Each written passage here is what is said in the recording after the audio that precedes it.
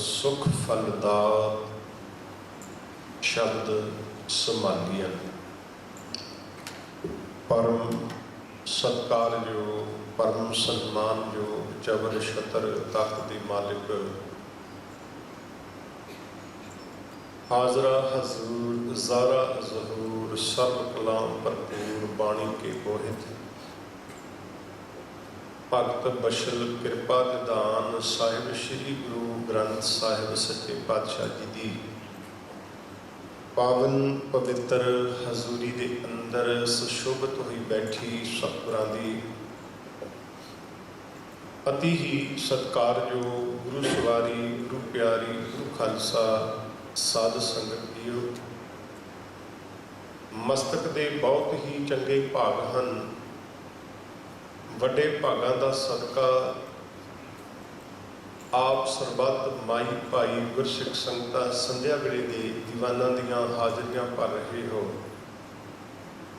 सत्कारयोग भाई खानों पासों सोदर रहराज साहब जी के पाठ श्रवण किए हैं। उपरंत हफ्तावारी दीवाना के तहत जो नौजवान सत्संग सभा आयोजित की जाती है, इस लड़ी के तहत आप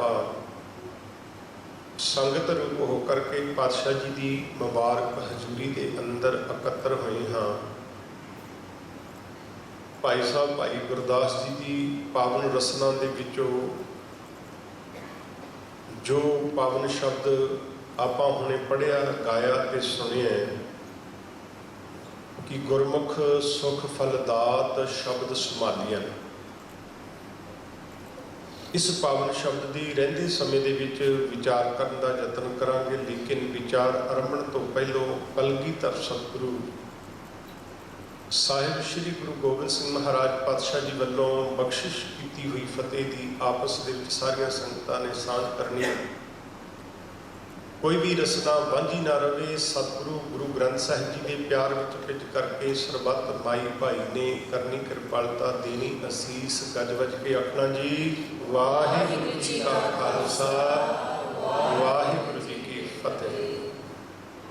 सो समा जितना अपने कोल है, क्योंकि समा तो वैसे हो गया है, सो अपने कोल जितनी देर कीर्तनी जत्था नहीं पहुँचता उतनी देर आप इस पावन शब्द को समझने का यत्न करिए।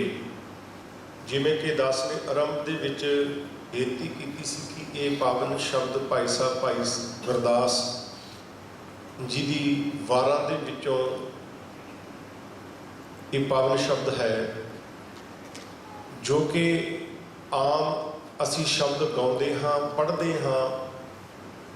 उन्होंने रहाओ की तुक नूं रहाओ की पंक्ति नूं आधार मन के जां तां शब्द गायन किया जाता है, जां शब्द की विचार रहाओ वाली पंक्ति तो की जाती है। पर लेकिन जिथे पौड़ियां हुंदियां ने, भावें गुरु ग्रंथ साहब जी की पावन बाणी है तो भावें भाई गुरदास जी दीयां वारां ने, इन्हां दी इस पौड़ी के अंदर जो सब तो अंतम पंक्ति हुंदी है, सब तो लास्ट वाली लाइन जिहड़ी हुंदी है, उहदे अंदर सारे शब्द का निचोड़ हुंदा है। इस पावन शब्द के अंदर जिस शब्द को आप आधार मान के चले कि गुरमुख सुख फल दात शब्द संभालियन। गुरमुखां की झोली दे विच आत्मक आनंद का आत्मक सुख का फल झोली दे विच पैंदा है, जिन्हां ने अपने गुरु के शब्द की संभाल की। हुण इत्थे भाई साहब जी साडे नाल आत्मक सुख की आत्मक आनंद की गल साझी कर रहे हैं। आत्मक सुख की है कि जिस शब्द नूं सुन के साडी आत्मा आनंदित हो जाए, आत्मा नूं सुख मिल जाए। कोई जिंदगी के अंदर गुरु की सिक्ख्या ग्रहण करके कोई ऐसा कर्म करिए जिस कर्म के नाल साडी आत्मा सुखी हो जाए, साडा आत्मक जीवन सुखी हो जाए, वो आत्मक आनंद है, आत्मक सुख है। ते वो आत्मक सुख गुरु के शब्द के विचों और गुरु के ज्ञान के नाल ही प्राप्त होता है। पर सतगुरु जी कहते कि आम मनुख जिहड़ा है वो दुनियावी सुख के पिछे भजदा दौड़दा होया अपनी जिंदगी के सवास पूरे कर जाता है। जो जिंदगी का लक्ष्य है, जो जीवन का मंतव है, जो जिंदगी का मकसद है, आत्मक आनंद की प्राप्त करनी, आत्मक सुख की प्राप्ति करनी। आत्मक सुख है परमात्मा जी के नाम दे विच, परमात्मा की प्राप्ति दे विच। तो सतगुरु जी कहते हैं कि आम मनुख ते दुनियावी सुखों ही सुख मान के अपनी जिंदगी बसर करता पाया ते कर जाते हैं ते बहुत कर गए हैं। पर भाई साहब जी ने कुछ उदाहरण दित्तियां ने इस शब्द के अंदर समझाने का यतन किया कि भाई आ दुनियावी सुख जिहड़ा है ना, वो इस तरह है। इस तरह पहली पंक्ति लई कि दीवाली की रात दीवे बालियां, नाल नाल आपां पंक्ति नूं उदाहरण बनना कि गुरमुख सुख फल दात शब्द संभालियां। गुरमुखां दी झोली दे विच आत्मक सुख की दात उदों पैंदी है जदों गुरमुख अपने गुरु के शब्द की संभाल करता है, गुरु के नाम की, परमात्मा के नाम की संभाल करता है, तो उन्होंने आत्मक सुख मिलता है। वो सदीवी काल वास्ते हमेशा नाल निभता है, क्योंकि ये जिहड़े दुनियावी सुख ने ये साडे नाल कितनी देर निभणगे, जिन्नी देर साडी बॉडी के अंदर सवास चलते हैं, शरीर के अंदर सवास चलते हैं। भाव कि जितनी देर साडी जिंदगी है, कोई पैसा इकट्ठा किया है, धन पदार्थ इकट्ठे किए ने, कोई चंगा 2 मंजिला 3 मंजिला घर है, कोई वड्डी तो वड्डी गड्डी है, उसका सुख सानू उतनी देर है गुरु की साथ संगत जितनी देर साडी ये जिंदगी है। जो ये जिंदगी मुक गई, ये धरे धराए रह जाने ने, उन्होंने कोई होर संभालने वाला फिर आ जाता है। पर सतगुरु जी कहते हैं कि गुरु का बचन, गुरु का शब्द, जिन्हों ने गुरु के शब्द की संभाल की है, गुरु का शब्द, गुरु का बचन साडी तय जिंदगी की, साडे मरण तो बाद भी गुरु का शब्द साडे नाल सहाय होता है। गुर का बचन बसै जी नाले, बचन तो भाव गुरु दी सिक्ख्यावां, गुरु की गुरमत, गुरु की मत, गुरु की मत साडे नाल हमेशा निभदी है, नाल सहाई होती है। तो ये दुनियावी सुख अज साडे कोल हन ते कल नूं कोई स्थिति ऐसी बन जाए, कोई हालात ऐसे बन जाण तो ये सुख साडे हथों चलिया जाता है। तो बहुती वार तां की हुंदा कि असीं ये सुख लैके साडे जीवन के एक चिंता का कारण बन जाता कि ये दात मिली है, मैनूं कोई दुनियावी सुख मिलिया, कोई धन पदार्थ मिले है, कोई मैनूं पुत्र की दात मिली है। फिर उन्होंने एक डर लगा रहिंदा है, एक संसा लगा रहिंदा है कि किते ये दात मेरे कोलों खुस ना जाए, ये जिहड़ा सुख मैनूं मिलिया ना ये किते मेरे कोलों चलिया ना जाए। फिर इस जिंदगी के इस झोरे दे नाल मनुख जिउंदा है, ये खुस भी सकती है। जिहड़ा अज सुख है, कल नूं कोई स्थिति ऐसी बन जाए, सिचुएशन ऐसी बन जाए, कोई हालात ऐसे बन जाए जिंदगी के अंदर, वो सुख जले जा भी सकता है। पर सतगुरु जी कहते हैं कि जिहड़ा गुरु के शब्द के अंदर, गुरु के शब्द का आनंद है, गुरु के शब्द के अंदर जो आत्मक सुख है, ये कदे जाता नहीं। ना तो इनू कोई चोर अचक्का चक सकता है, ना इनू अग जाल सकती है, ना इनू पानी डोब सकता है। गुर का बचन बसै जी नाले, जल नहीं डूबै तस्कर नहीं लेवै, भाह न सकै जाले। गुरु का शब्द, गुरु की सिक्ख्या इस तरह है, ना तो इनू पानी डोब सकता है, ना इनू अग्नि जाल सकती है, ना इनू कोई चोर अचक्का चुक के ले जा सकता है।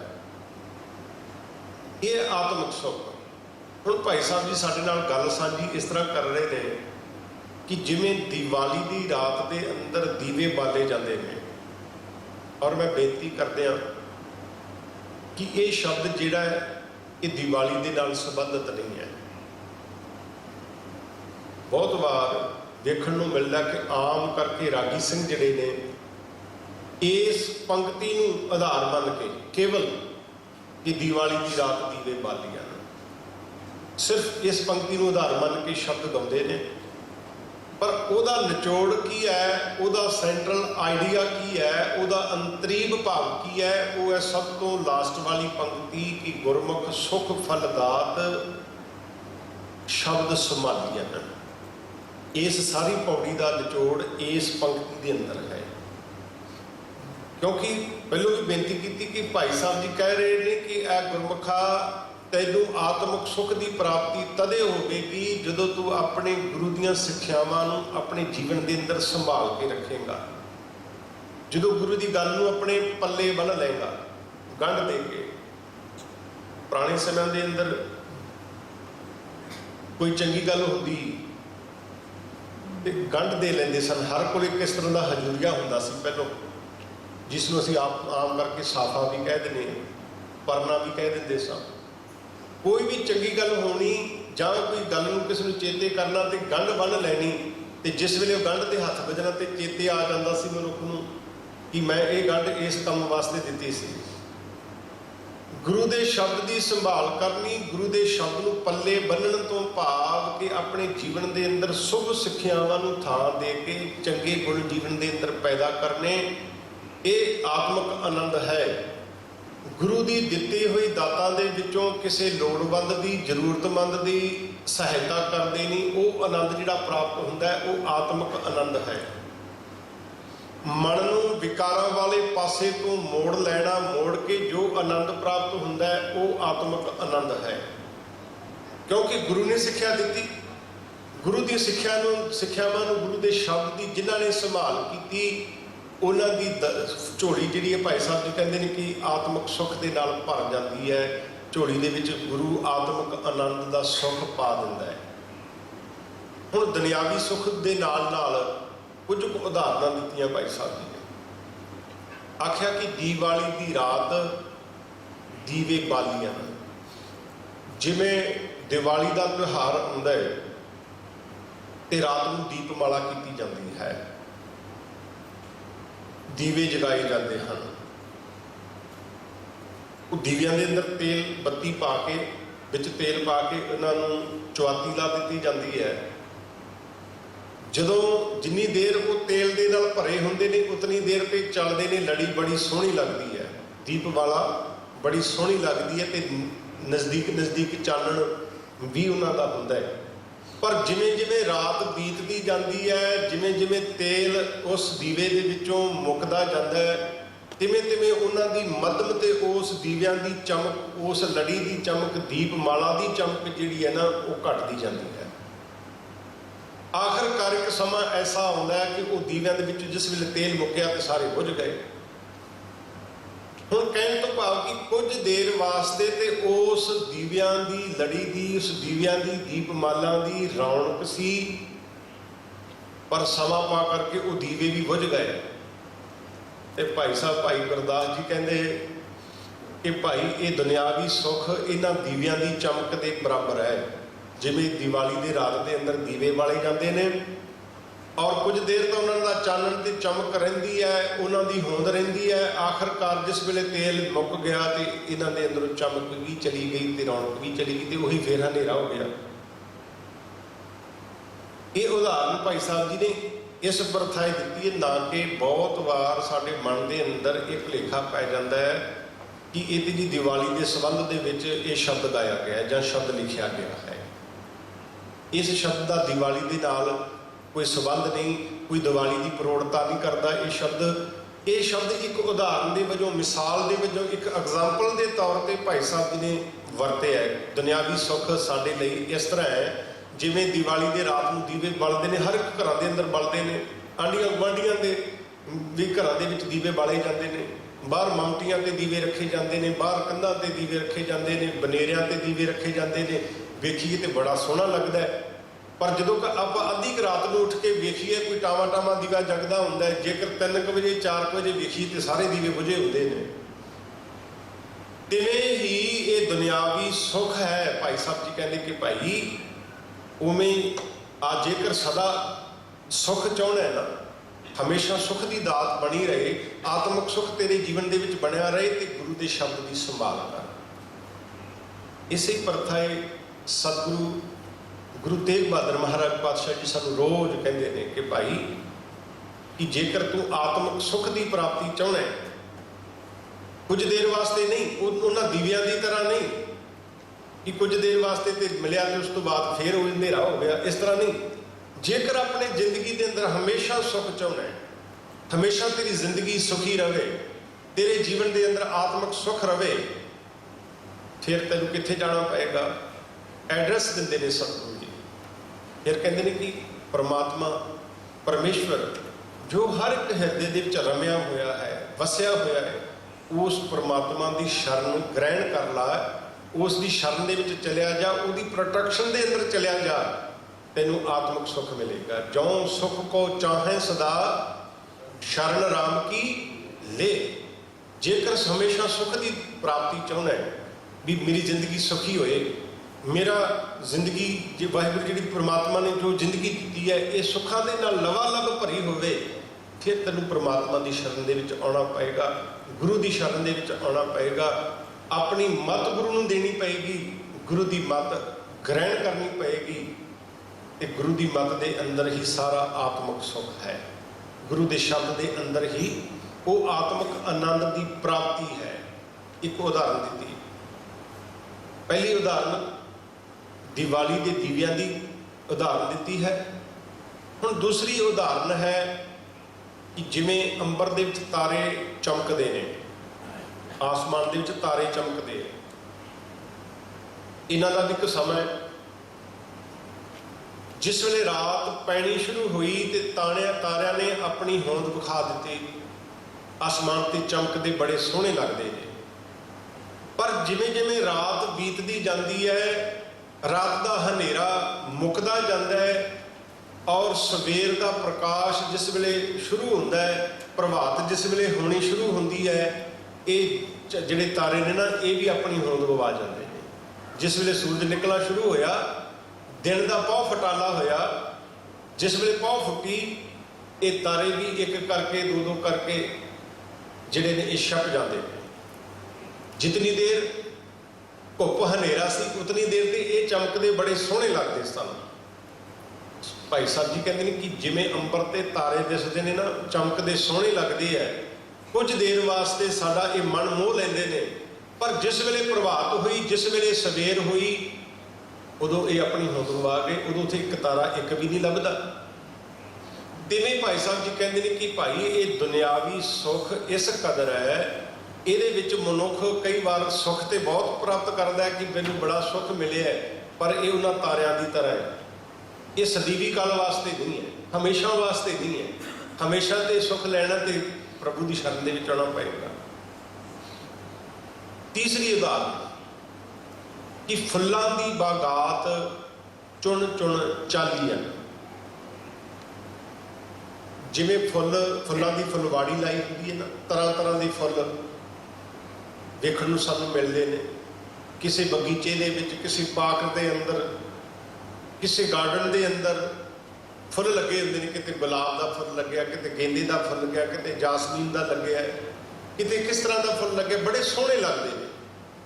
ते फुल ना जिहड़े फुल्लां का एक सुभाव है कि जिवें जिवें सवेर चढ़ती जाती है तो ये खिड़ने शुरू हो जाते हैं, पर जिवें दिन ढलता जाता है तो ये मुरझाते जाते हैं।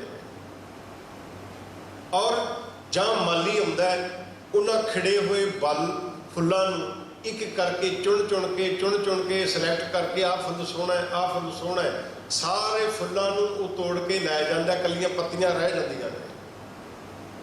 जिहड़ा बाग कुछ देर पहलों बड़ा सोहना सी, फुल्लां दी फुलवाड़ी बड़ी सोहनी लगदी पई सी, महकां आउंदियां पईयां सन,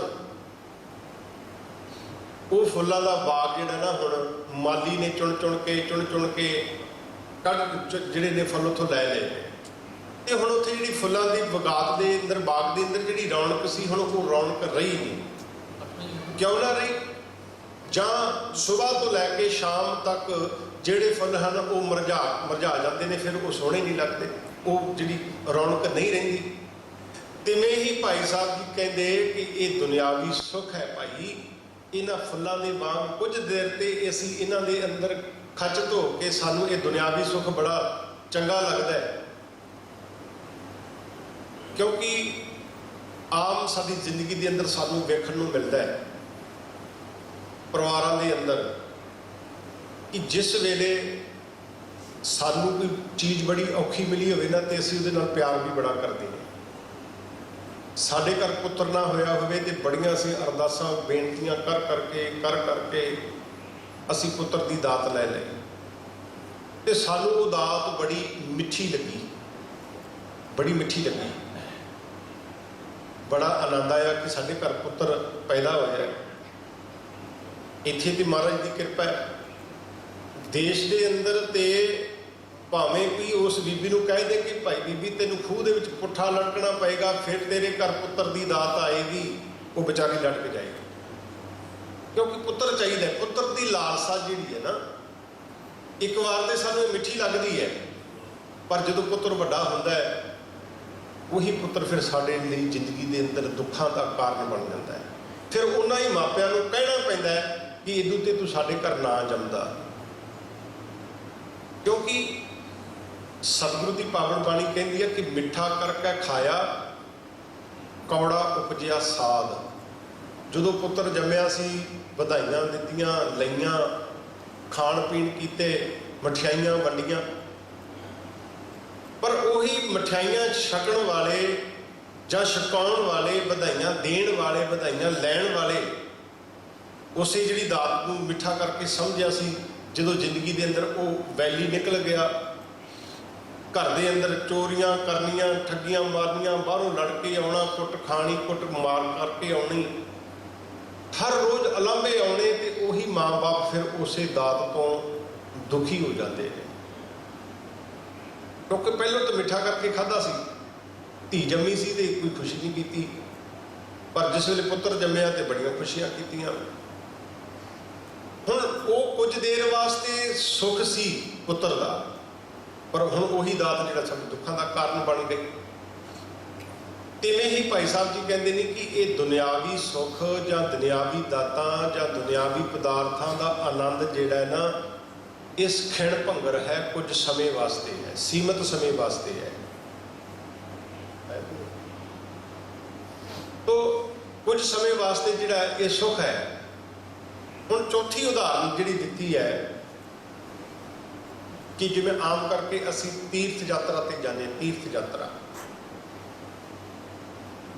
उत्थे असीं बड़ा इकट्ठ देखते हैं। वैसे साडे लई ते तीर्थ यात्रा नहीं, गुरधामां दी यात्रा जिहड़ी है ना सिख ने करनी है, ये तीर्थ यात्रा नहीं है।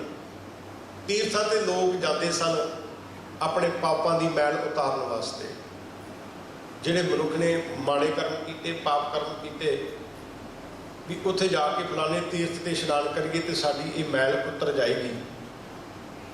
तीर्थ यात्रा तो इस वास्ते करन जाते सन, पर असी जाने हाँ, असी गुरधामां दी यात्रा करन जाने, असी उन्हां थावां ते जाने जिथे गुरुआं दी चरण छोह प्राप्त है।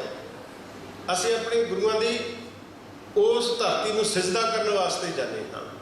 भावें असी तीर्थ यात्रा ते जाइए, भावें असी गुरधामां दी यात्रा ते जाइए, उत्थे इकट्ठ वेखण नूं मिलदा है। तीर्थ जाति जात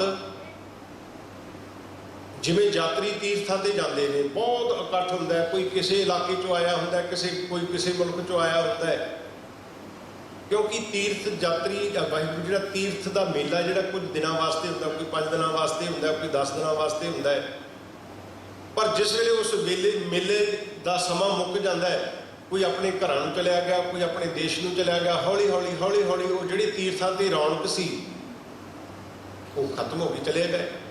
ਜਿਹੜੇ 2 दिन पहला रौनक ਸੀ वो अज नहीं है, जी अज रौनक ਸੀ 2 दिन बाद नहीं होनी। आखिरकार एक समा ऐसा होता है कि जिस तीर्थ के उपर इतना इकट्ठ सी, भाई साहब जी कहते हैं कि हौली हौली यात्री अपने अपने घरे चले गए, तो वो तीर्थ फिर सुन्ना हो गया। कुछ देर वेखण वास्ते, 5 दिनों वास्ते, 10 दिनों वास्ते तो रौनक वेखण नूं मिली, पर आखिरकार वो तीर्थां के यात्री भी अपने अपने घरे चले गए, तो वो रौनक खत्म हो गई। तीर्थ जाति जात नैण निहालियन, ये अखां उस इकट्ठ नूं देखदियां सन, आखिरकार वेंदे वेंदे वो मेला जिहड़ा विछड़ गया। फिर एक उदाहरण होर दित्ती भाई साहब जी ने कि हर चंदौरी झात वसाए उचालियन। कई बार असीं ख्याल करिए कि हर चंदौरी किहनूं कहंदे ने, ਇਹਦੇ ख्याल किया होवे। आम करके अपने इत्थे मलेशिया के अंदर इस तरह का मौसम है कि मीह का मौसम बने ही रहिंदा है, बदलवाई का मौसम होया रहिंदा है। बहुत बारी ना बदलों के अंदर इस तरह के नक्शे जे बन जाते हैं, जिवें कोई रूम के पहाड़ होंदे ने जां कोई काला बदल, कोई चिट्टा बदल। उस हरचंदौरी नूं वेख के जिहड़ा मिरग है ना वो भजदा है भी उत्थे वेखण नूं एक कल्पना जी, एक अमेजनिंग जी बनती है भी कि किते कोई पहाड़ का कोई कुछ बन गया, किते घोड़ा बन गया, किते कुछ बन गया। वो एक कुछ समय वास्ते बदलों की वो आकृति बनती है, उन्होंने हरी चंदौरी कहते हैं। तो मिरग उन्होंने वेख के भजदा है, वो जिमें जिमें उसके नेड़े जाता है वो होर दूर होंदी जाती, जिमें नेड़े जाता वो होर दूर हो जाती है। ये तो है कि मिरग तृष्णा। पर हरी चंदौरी जिहड़ी है वो बदलों दी कुछ आकृतियां इस तरह बनदियां ने, कुछ आकार बदलों के ऐसे बनते हैं। कुछ देर बाद कुछ होते, थोड़ी देर बाद जो आसमान साफ हो जाता है, उत्थे कुछ भी नहीं होंदा। तिवें ही भाई साहब जी कहते हैं कि जिमें बदलों दी बनिया हुई आकृतियां बनी हुई हरी चंदौरी कुछ समय वास्ते तो सानू दिसदी है, पर आखिरकार आसमान वो साफ हो जाता है। भाई तिवें ही ये दुनिया का सुख है, कुछ समय वास्ते तो सानू लगता है, पर उस तो बाद वो सब कुछ जो ना वो मन का एक भरम बनया होंदा है, वो निकल जाता है। तो आत्मक सुख जिहड़ा हमेशा सुख रहने वाला वो किहदे विच है? वो है गुरु के शब्द की संभाल करने दे विच। गुरमुख सुख फलदात शब्द संभाली ना। आखिरकार गल इत्थे आके मुकेगी, जिवें दिवाली के रात के अंदर दीवे कुछ समय वास्ते बले, उस तो बाद उन्हां दी चमक मध्यम पै गई। कुछ समय वास्ते फुल्लां दी रौनक ते बाग दी रौनक सी, माली ने चुन चुन के उन्होंने चुन लिया, कढ़ लिया, वो बाग की रौनक चली गई। कुछ देर वास्ते तारे आसमान दे विच चमकते सन, पर जिवें दिन चढ़िया तो तारे भी अपनी चमक गवा बैठे, अपनी होंद गवा बैठे। जिवें यात्री तीर्थ ते जाते हैं, तीर्थां ते रौनक होंदियां ने, कुछ समय वास्ते होंदियां ने, उस तो बाद रौनक वो थां जिहड़ा बेरौनका हो जाता है। पर सतगुर बाबा भाई साहब भाई कवि गुरदास जी कह रहे हैं कि भाई हमेशा सुख गुरु के शब्द के विच है, वो है आत्मक सुख। तो हुक्म होया सी कि इस पावन शब्द की विचार आप करिए, क्योंकि कई गुरमुख प्यारे ने कहा सी कि उस दिन ये विचार नहीं हुई। किवें? क्योंकि उस दिन समा बड़ा थोड़ा सी। आशा की वार के अंदर समा जो बहुत थोड़ा होता है, उस तो बाद जो अपने सहज पाठ चल रहे हैं वो भी करने होंगे ने, जो ऐतवार वाले दिन आप लड़ीवार कथा होती है वो भी करनी होंगी है। अज वाले दिन समा होंदा, सो इस करके उस वाले दिन शब्द में आप अज इसकी विचार की है। उम्मीद रखदा कि सारियां संगतां नूं कुछ समझ आया होगा, जरूर ज्ञान प्राप्त होया होगा। समझण दी आपने यतन किया है, सतगुरु जी कृपा करन, रहमत करन। सो समा जिहड़ा दिता होया समाप्त है। हुण एक श्री चौपे सदी का पाठ